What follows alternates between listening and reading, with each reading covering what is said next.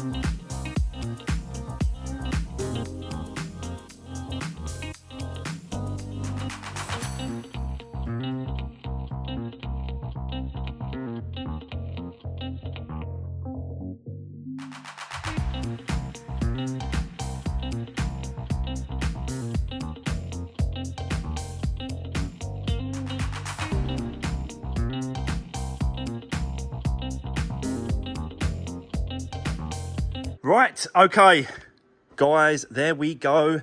That is the belt, tensioner, and everything else put back in place. Yeah, you can see the belt there. This is the revised new timing wet belt system. You can see that because of the colour underneath. Apparently makes a little bit of a difference. Who knows? But anyway, yeah, nice and tight at the bottom and at the top. Basically, what I had to do was fiddle the belt down. You see me do that. Bring the belt down, hook it over, then push the crank floating pulley through with the bar. Push that in, and then put the bolt on, just loose that bolt. Then put the idler there, which is the pulley thing. Put that on. Then the actual tensioner went on place. With the markings, there was a little mark there on the tensioner that has to line up. So you use the Allen key there to move it around and then do it up. These two bolts are 20 Newton meters each, so they're nice and tight. And then this bolt, the crank bolt at the bottom, that was, I had to use my tag, that was 50.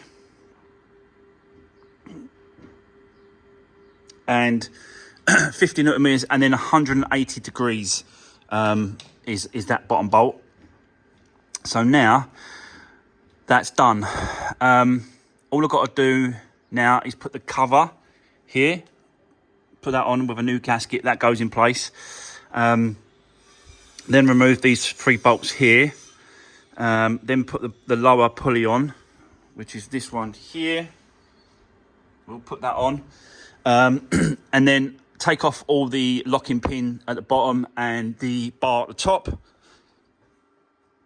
and then we're going to turn the engine over and then reinstate the top bar, the pin, make sure everything lines back up where it should be and nothing's moved, but it's very, very unlikely that anything's moved, I've got to be honest, because yeah, it's held well, really tight on these ones. So, but I'm really impressed with this actually. The setup is so much easier to do the timing belt on these engines. So yeah, so far so good. So let's continue, and then I've got to fill up with oil as well, box it all back up together, and then we'll give it a good old start up to see if she's all good. So let's continue. Let's do this.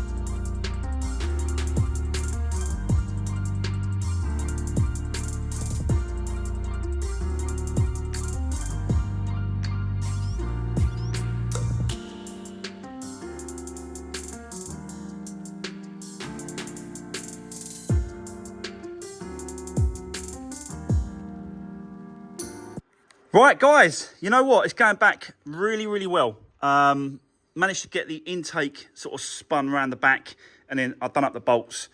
Done the bolts up whilst the engine was low.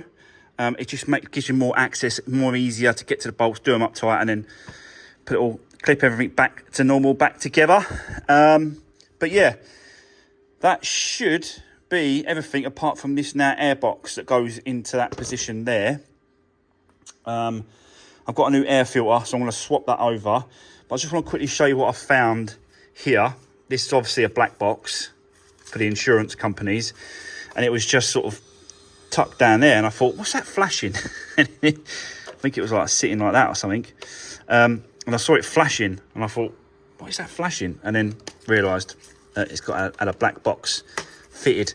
So I'm just going to snip the wires, cut them off, undo that, and pull that one out a little bit there, because they've connected it to the actual battery terminal there.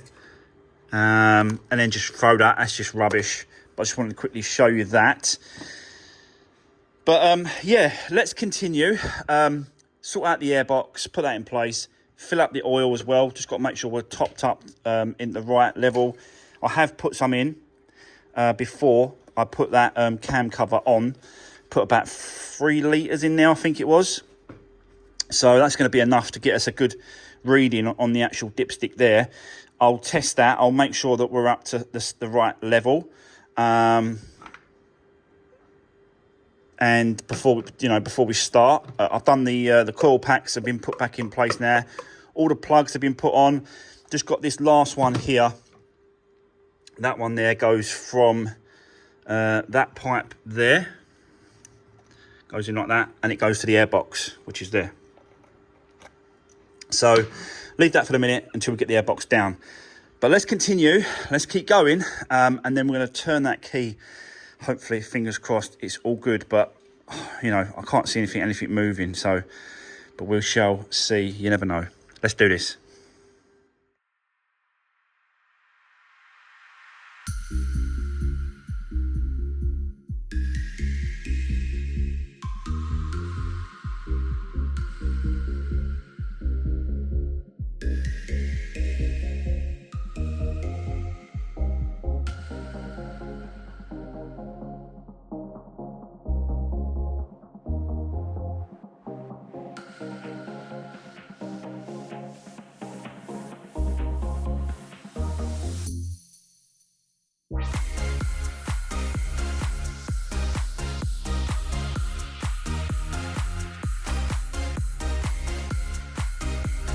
Right, guys, it is all back together. Airbox, all in place. New air filter in there. Took the black box and cut it out of the way so that don't sort of drain any power or mess around with it. It's not worth having that there. So get rid of that. That's gone. Done the air filter connector, and yeah, I think we're ready. I think that actually goes in there like that. That's it. Just wanted to connect that up to make sure that that's not going to jiggle around a little bit. Yeah, let's just go for it. I've checked the oil. We're right up to the top at the point, so that's good. I'm gonna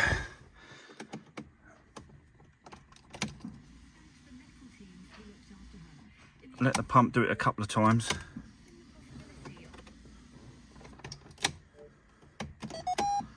And then I'm going to go for it.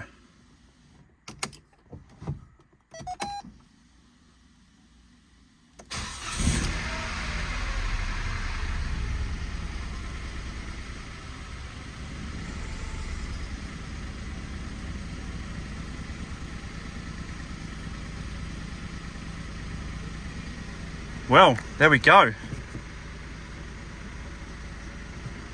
Yeah. First one, guys. First timing belt, wet belt on these cars. I'm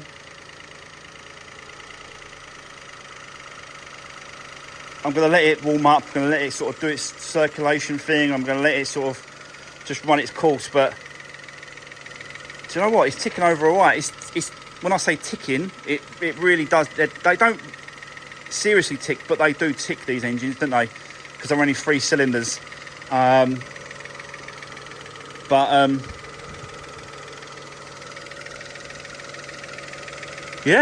I'm well happy with that. Well happy with that.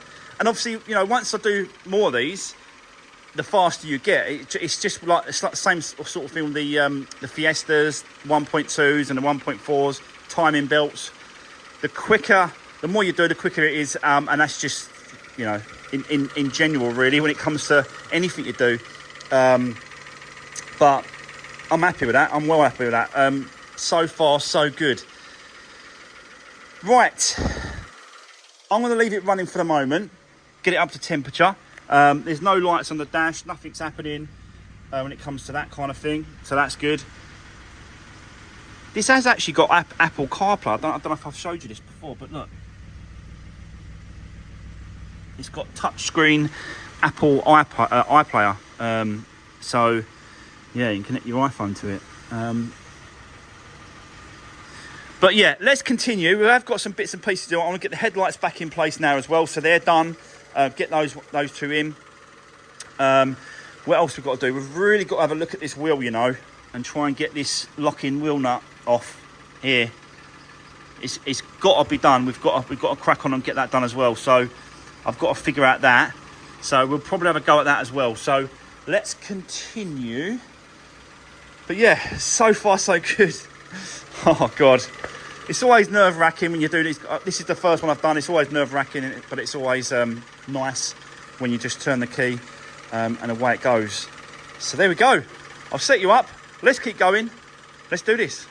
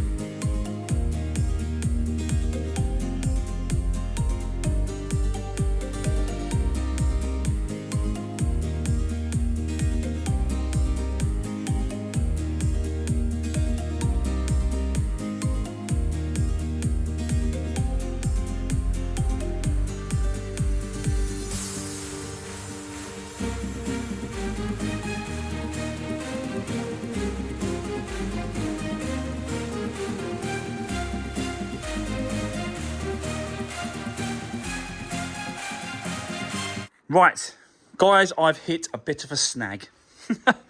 So let me show you. That's the locking bolt, key, wheel, nut. And this is our original one that takes this off. But now what's happened is that because I've tried to hit it over, the ring around it is like pushed it inwards. So this is now no good. Absolutely redundant. Can't use it. I'm going to throw it. Well, I'll keep it just in case for a spare, but it's all worn down on the edges, and that's why it's slipping, and that's why the previous owner just left it, basically. left this in the car, which is, I suppose, a good thing, because I know the code of it. But now, because I've tried to hit it on, it is not going to be able to come off this way. The only way now to get that off is to hit over a socket, which is wider. I've already taken off the ring that goes around the back. So once you've done that, you can then take a 27mm socket, multi-point socket like this, and then you have to grind all this surface down. That surface needs to be grind it down with a grinder so that you can get it in, because at the minute that won't go in the actual gap. It's not going to go in there. So yeah, I've done this before. I remember doing it now. I remember taking this down, and you had to go down quite a lot just before it hit the lip, where it gets really thin. But you have to make it that thin to get it on, knock it on, and then it undoes. So I'm going to be doing that in a minute, taking it down, so we can sort that out. There's another problem I found as well. Not really a problem, but it's something I want to sort out whilst I've got the car in the air. Let me show you from underneath. And it is this exhaust bracket is snapped off there, both sides. So that should be fixed to the exact exhaust itself. And it's, you know, just because of the heat, it's obviously just snapped it off. Very, very slim piece of metal this is, so it's not really, you know, the best. Yeah, not really the best. So what I'm going to try and do is I'm going to clean up the two edges, the exhaust edge and the bracket edge, for a nice clean metal surface. And then I'm just going to try and tack this back on both sides just to secure it, because if I leave that and we take this for an MOT, he's going to give me an advisory for that, and I don't want an advisory. So I'm going to tack it on. I think it is going to be just to get it secure. Yeah, that is what I'm going to do. I'm not a welder, but I have got one. And yeah, it's nice to try little things like this every now and then. And I think this case, I'm going to try it. I will set you up and I will show you me doing this. So, yeah. Might as well, while we've got the car here and we're waiting for other bits and pieces. I still need to go and get the wing, the bumper and the bonnet. So, you know, we can't really carry on for the moment anyway, but we've got to get this wheel sorted and we've got to get that exhaust bracket fixed as well. So it's just little bits and pieces around the car that I'm doing, checking, making sure they're done. It's just what I like to do, really, just to make sure that it's great when we take it for an MOT. So let's keep going. I'll set you up. Let's do this.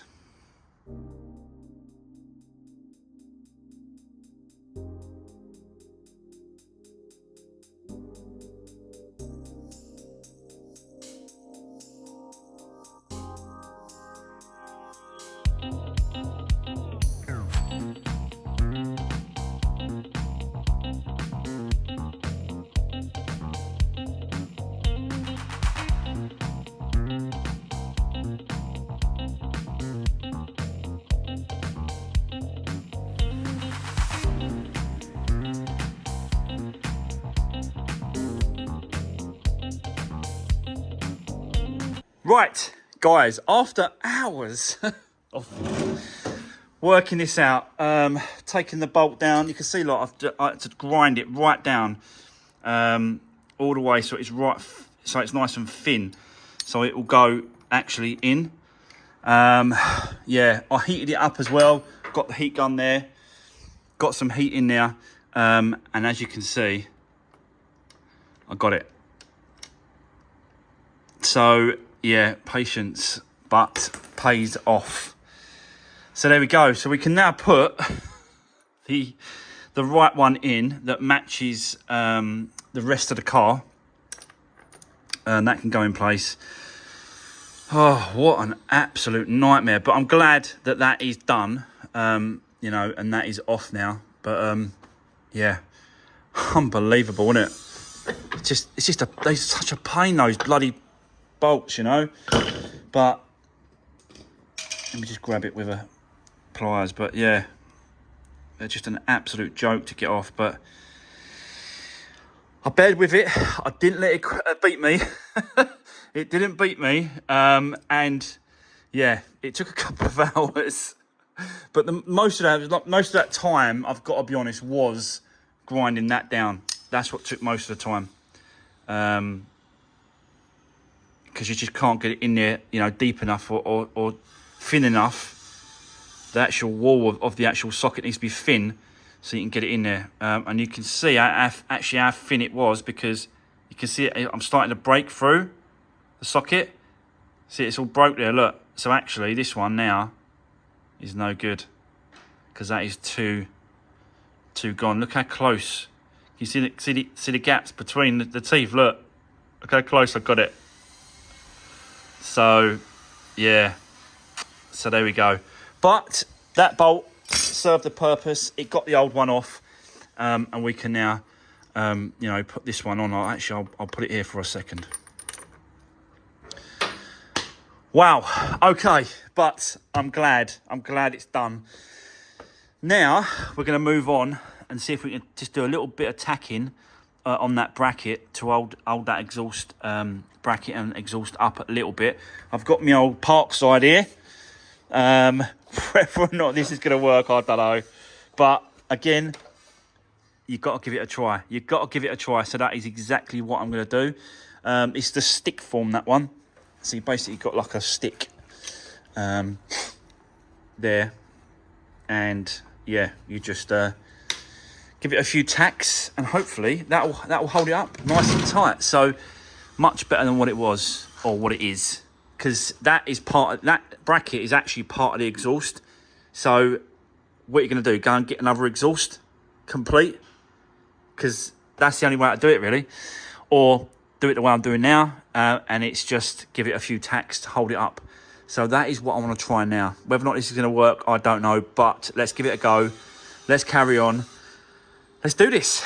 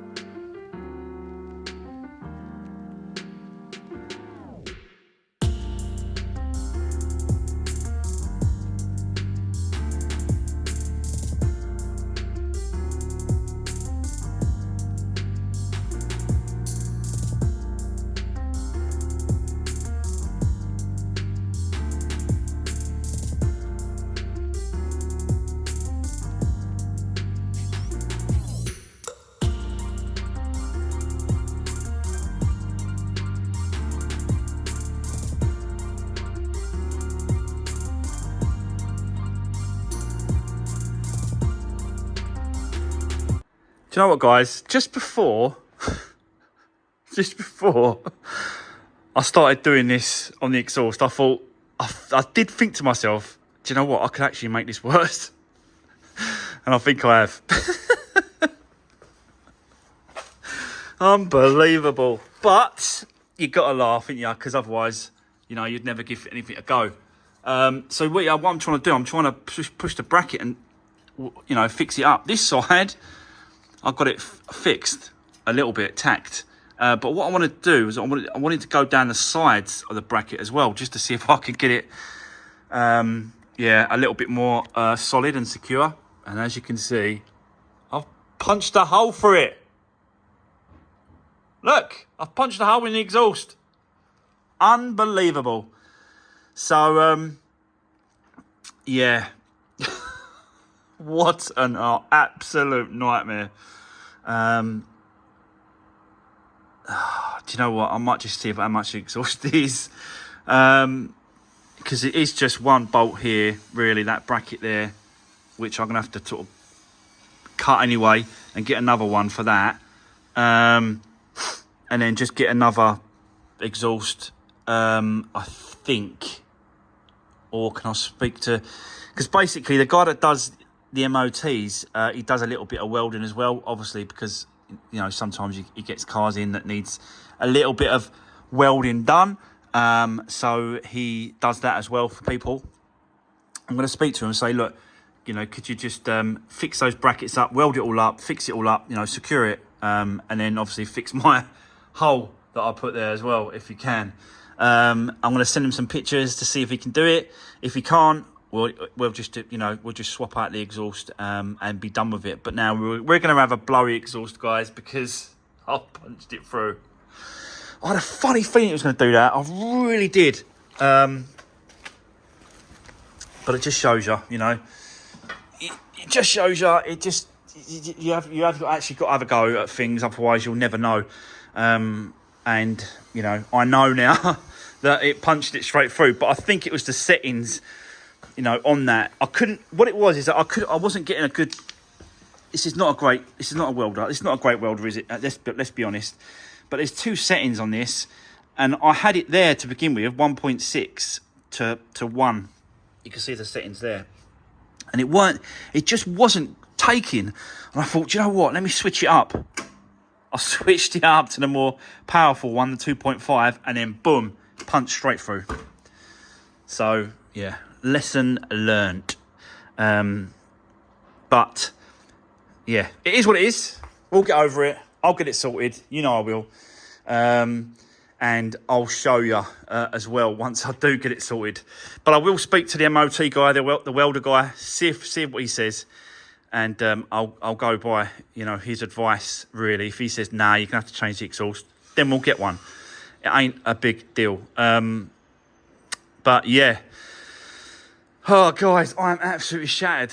That's going to be the end of today's video, and the end of the videos is Friday.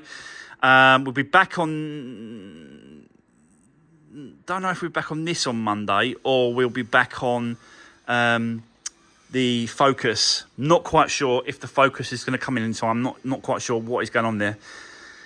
But for now, that's it. Guys, don't forget to drop me a comment. Call me an absolute twat for doing that. Hole, no problem at all. I deserve it. But yeah, give the video a thumbs up, and I'll see you on Monday. Have a great weekend, and I'll see you then. Take care. Thanks for watching.